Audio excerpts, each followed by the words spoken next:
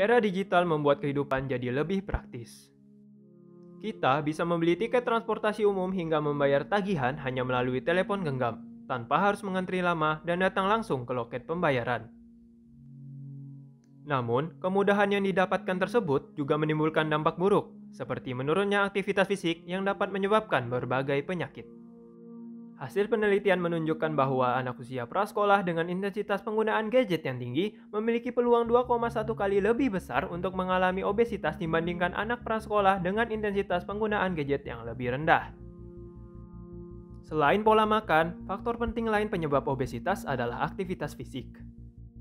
Seiring perkembangan teknologi, alat elektronik dan gadget menyebabkan anak malas melakukan aktivitas fisik.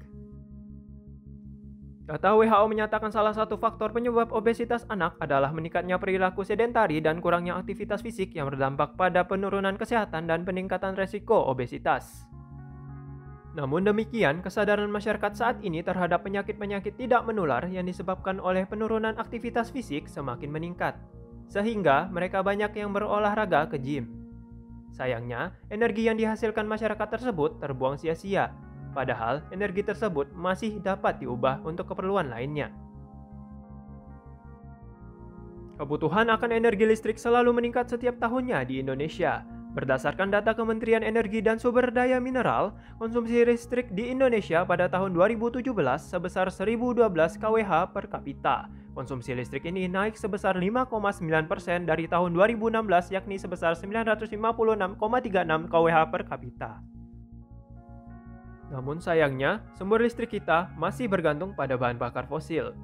Menurut Rencana Usaha Kelistrikan Nasional 2019 hingga 2038, sebesar 60% energi listrik yang kita gunakan asalnya dari batu bara. Sisanya adalah gas sebanyak 23%, bahan bakar minyak sebanyak 4%, dan hanya 12% dari energi baru terbarukan. Batu bara memiliki dampak buruk untuk lingkungan. Kualitas udara sangat berpengaruh terhadap angka harapan hidup masyarakat. Sekitar 60% penyakit kronis dipicu oleh kualitas udara yang buruk disebabkan oleh penambangan batu bara. Penambangan batu bara juga memberi dampak negatif pada lingkungan dan kehidupan masyarakat sekitarnya.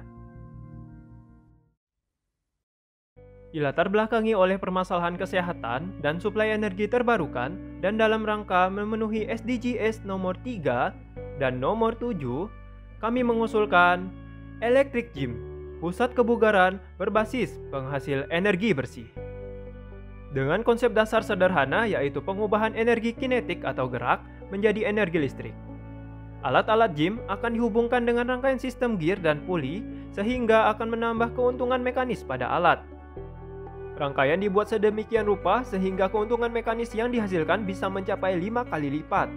Setelah melalui rangkaian puli tadi, kemudian dihubungkan ke suatu generator untuk menghasilkan listrik. Rangkaian puli dan generator terletak pada ruang yang berbeda, sehingga tidak mengganggu kenyamanan pengguna gym. Listrik dari generator kemudian disalurkan ke PLN untuk didistribusikan kepada masyarakat. Electric Gym merupakan solusi untuk masyarakat yang ingin berolahraga sekaligus berkontribusi untuk lingkungan. Selain menghasilkan energi bersih sebagai efek samping dari berolahraga, Electric Gym juga memberikan reward bagi penggunanya. Pengguna akan diberikan hadiah berdasarkan besar listrik yang telah dihasilkannya.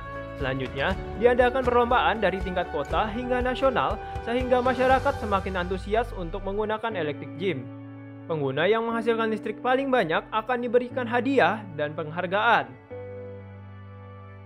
Realisasi Electric Gym ini diperkirakan akan memakan beberapa tahun dengan perkiraan rincian sebagai berikut. 1 tahun pertama akan digunakan untuk riset awal seperti studi literatur, perancangan dan penyempurnaan produk, uji coba alat, kemudian pemetaan dan pemilihan wilayah pilot project yang cocok digunakan tahap uji coba. Wilayah pilot project ini harus memenuhi syarat-syarat tertentu, seperti kepadatan penduduk, kebutuhan listrik, sarana prasarana, kinerja pemerintah sekitar, dan lain-lain. Kemudian, tahun kedua dapat digunakan untuk koordinasi dan persiapan seluruh pihak terkait seperti pemerintah, lembaga pengelola gym, kontraktor, dan tokoh masyarakat untuk mensosialisasikan proyek ini sebelum dilaksanakan uji coba. Kemudian tahap selanjutnya ialah uji coba pilot project pada satu daerah yang telah dirasa cocok. Tahap uji coba pilot project ini diterapkan kurang lebih selama 5 tahun. Setelah selesai dilaksanakan tahap uji coba, kemudian dilakukan evaluasi dan perbaikan terkait kekurangan yang ada. Setelah semua tahap persiapan telah selesai, electric gym dapat dikembangkan dan diterapkan di wilayah yang lainnya. Seperti yang telah disebutkan, instansi atau pihak yang berhubungan dengan realisasi electric gym ini adalah PLN, pemerintah, lembaga swadaya masyarakat, pengelola gym, arsitek, dan masyarakat. Meningkatnya tren penggunaan gym akan membuat masyarakat memiliki kehidupan yang lebih sehat dan membuat electric gym dibangun dari tingkat kota sampai nasional. Electric gym sangat mendukung akan komunitas masyarakat yang sehat dan berkelanjutan. Dengan hadirnya electric gym, diharapkan dapat menjadi solusi agar masyarakat lebih menggemari aktivitas fisik. Dan juga secara perlahan dapat menjadi salah satu alternatif pemasok energi listrik yang semula menggunakan energi bahan bakar fosil menjadi energi baru terbarukan.